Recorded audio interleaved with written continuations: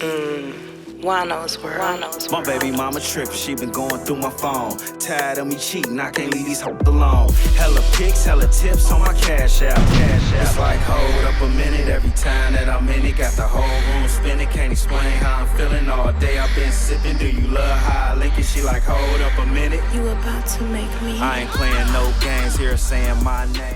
Juan-o out now on all platforms. Damn, Juan-o. What up, though, y'all? How y'all living? Okay, so Messy Jesse set the whole city on fire.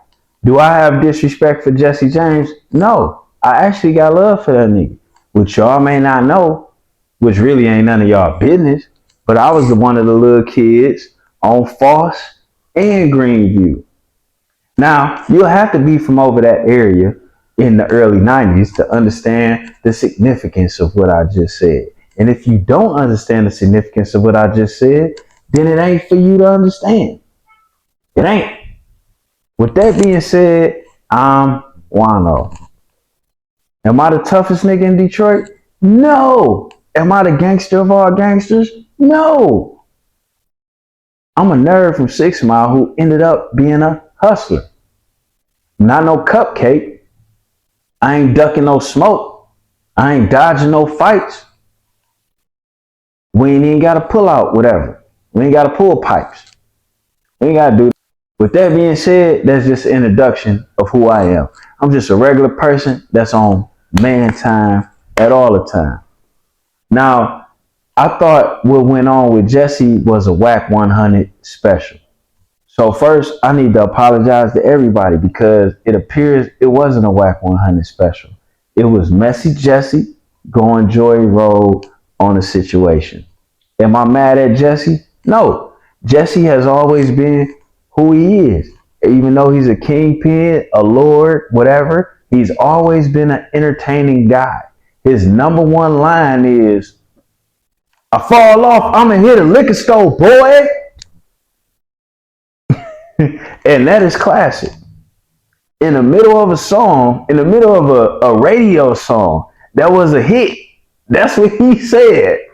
Like, to be honest with you, the way people do their ad libs and stuff like that now, it started with Jesse James.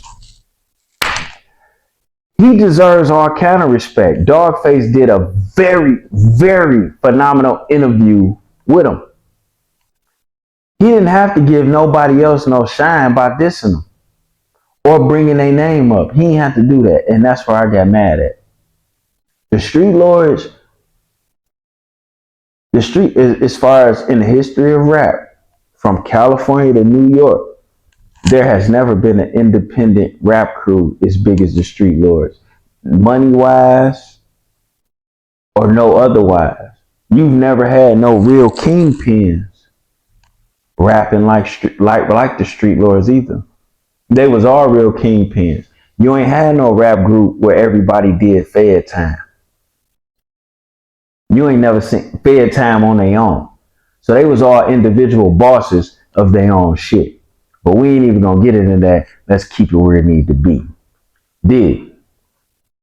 People saying, people getting on my case in the comments. Nigga, if you just a Wine fan or you and Wine as friends, just say that.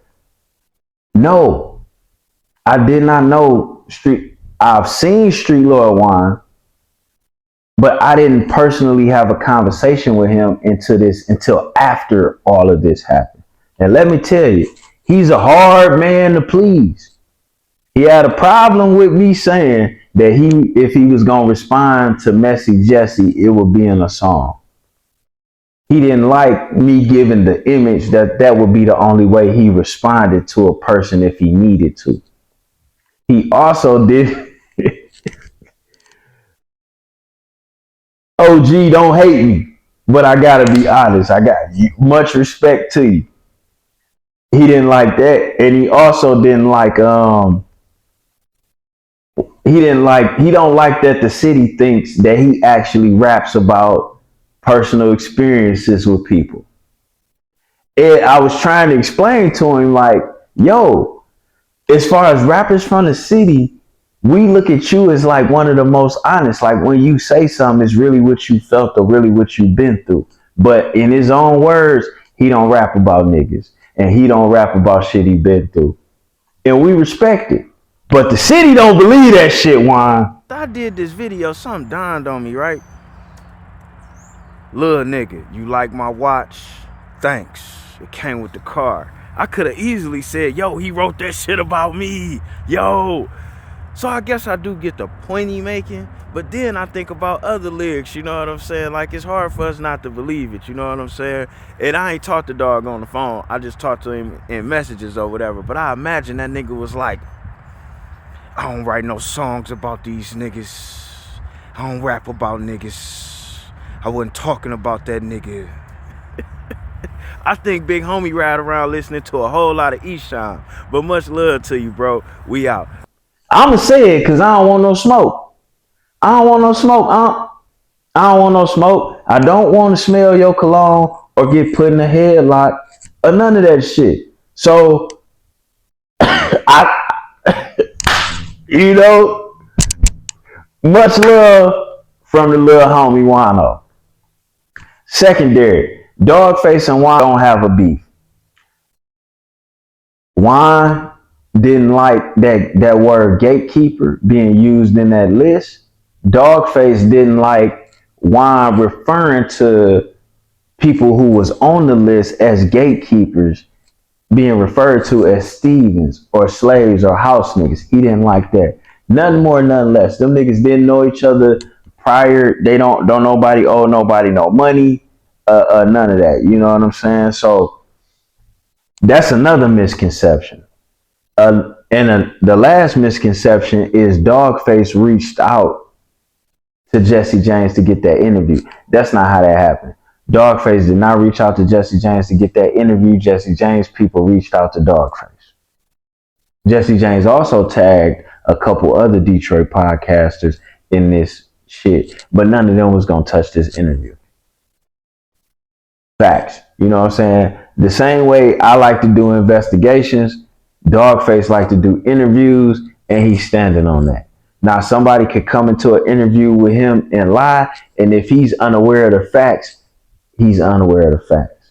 But if he's aware of the facts, he's going to press them. Now, if he presses them and they continue to lie, he has no choice but to respect that. Juan-o, I'm not a good interviewer. I don't exactly know how interviews go. That's something I just learned in exchange with me talking to Dogface for the first time. And second off, I want to shout out Detroit.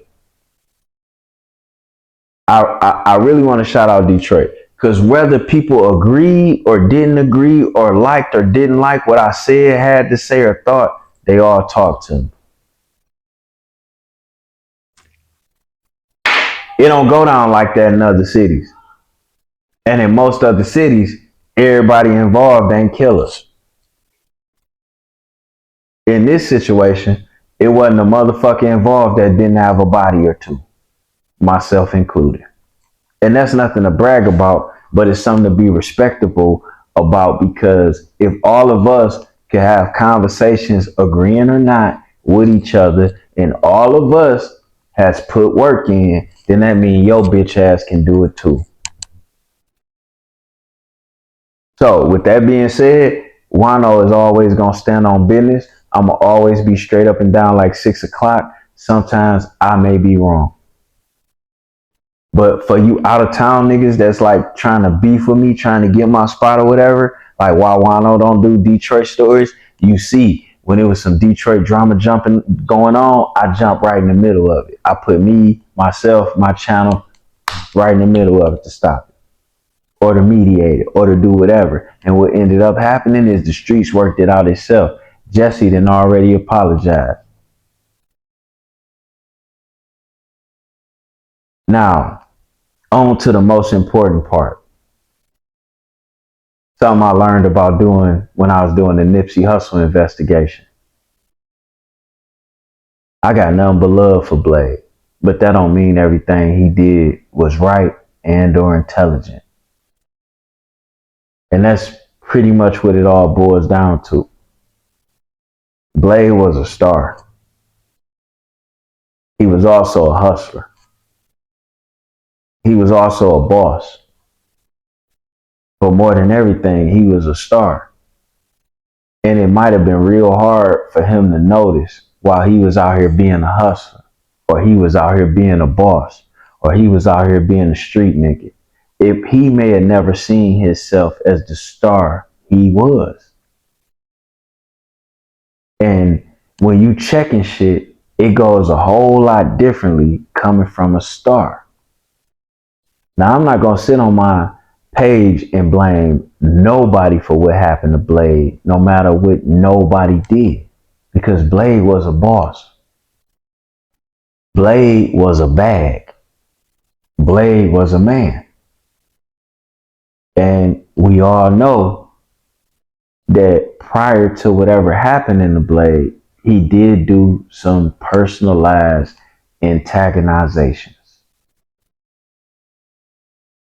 So it's hard to get in the middle of why something would have or would. Basically invented smoking on the ops, literally. He might have been the first person to be on record and do that. So whether he was responsible for what happened or he did what he was blamed of or not, he was for sure smoking on the ops. In my own personal feelings, I feel like nothing should have happened to him regardless of what he did. But in reality, I know it's things that I can't do and or say no matter what the fuck I'm going through or some shit might happen to me. And that's just the sad facts of life. And that's what I learned from the Nipsey Hussle investigation that I did. I can't tell you nobody is wrong or right, but what I can tell you is Detroit City Police itself. Damn, I got some landlord stories for you over the past couple months. With that being said, I got nothing but love for everybody. Shout out to everybody that fuck with me. I appreciate the city for doing what y'all did. I appreciate Joy. Hold on. Joy Road called Jesse and told him to fix that. Can you believe that? You may not understand what that means. That's fucking monumental. And people was mad because a couple people was mad, like, why you calling Jesse messy? You should be calling so-and-so this and so-and-so that. But the thing is, you can't put the shit back in the horse. So even though Jesse apologized, to accuse somebody of what's been accused is flagrant. Don't nobody ever forget that. On top of the fact, you done exposed yourself in a way that we would have rather not known, bro. Shout out to Joy Road. The Joy Boy side. I'm sure some road niggas probably, but shout out to y'all. And with that being said, we out. I'm about to go get some wings and some migrant pussy. We out. Well, maybe I ain't gonna get no migrant pussy. I just wanted to say that because it sounds funny. But if I see one while I'm out, I'm shooting my shot, baby. We out this motherfucker.